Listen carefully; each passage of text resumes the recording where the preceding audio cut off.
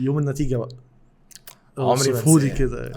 عمري ما انساه يوم النتيجه. اولا احنا كنا في شهر رمضان، وانا كنت مطبق، كان عندي كمبيوتر كده اللي هو كيسه بقى كبيره كده ويهنج والكلام ده كله. فكنت قاعد وعرفت بقى ان النتيجه هتطلع في خلال يوم 24 ساعه خلاص. ال 24 ساعه اللي كله بيعمل فيها ريفرش دي. فانا كنت سهران لحد السحور مع صاحبي وصديقي احمد، وعلى فكره احنا دكاتره يعني مع بعض، وكنا اصحاب دكه، وقاعدين بقى اللي هو ايه يا احمد احنا هنعمل ايه؟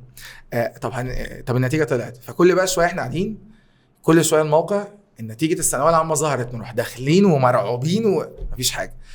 فاكر كويس قوي ان انا بعد الفجر من كتر ما انا سهران عمالين يقولوا قريبا نمت على نفسي، ونمت على الكرسي اللي انا كنت عليه. وبابا كان مطبق في الشغل، وجه الصبح وداخل ينام تعبان.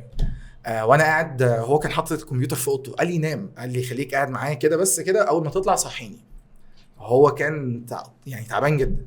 تنيتني قاعد لحد ما لقيت الموبايل بيرن ونتيجه ظهرت.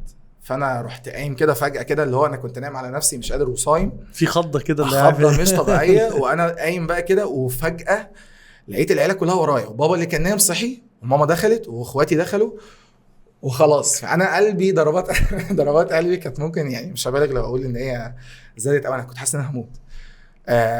وايدي كانت بتترعش. وبعد ما كتبت الرقم جلوسي، وانا فاكر كويس قوي ان انا كنت حاطط ايدي على زرار انتر كده، ادوس ولا لا قلبي هيقف.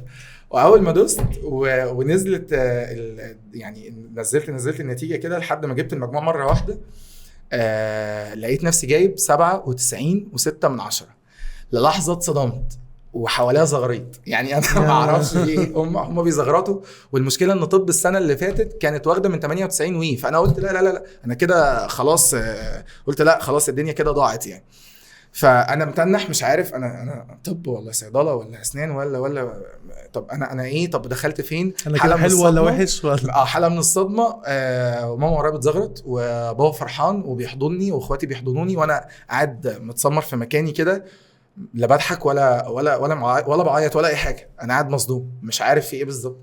بعدها بقى هديت شويه كده وادركت لا ده انا في نعمه كبيره قوي، لما لقيت بقى المجاميع حواليا ولا انا مجموعي كويس، بس كنت عامل بالظبط اللي هو واقف على حاجه بسيطه.